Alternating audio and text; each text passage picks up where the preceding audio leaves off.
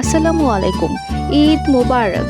সবাইকে জানাই ঈদের প্রাণঢালা শুভেচ্ছা। ঈদের দিন সকালের নাস্তা, খাওয়া দাওয়া, নামাজ, রান্না বাড়ি সবকিছু শেষ করে তারপরে আমরা রেডি হয়ে বের হয়ে পড়ি আমাদের গন্তব্যের উদ্দেশ্যে। ঈদের দিন এমন ফাঁকা হাইওয়ে দিয়ে যাওয়ার মজাই আলাদা। আমরা ৩ ভাই বোন মূলত যাচ্ছিলাম জলসিতলার উদ্দেশ্যে, কিন্তু মাঝখানে চা দেখতে পেয়ে আমি ২-৩ কাপ চা নিয়ে বসে গেছি। মাস রোজার কারণে সকালে চা খেতে পারিনি, সেটারই ফল হচ্ছে ৩ কাপ চা।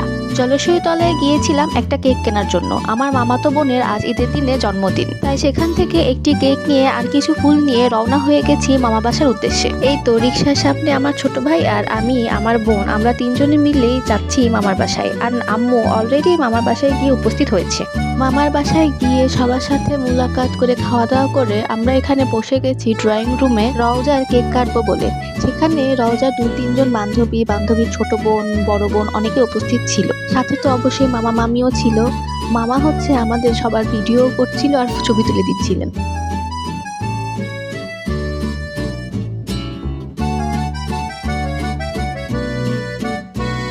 কেক কাটার পর এখানে চলছে একে অপরকে খাইয়ে দেওয়ার পালা।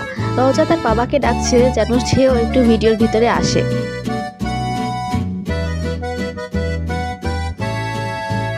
কেক কাটাকাটি খাওয়াখাওয়ি শেষে আমরা এরপর চলে যাই যে যার উদ্দেশ্যে।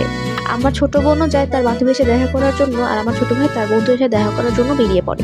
আর আমি বেরিয়ে পড়ি চা খাওয়ার উদ্দেশ্যে।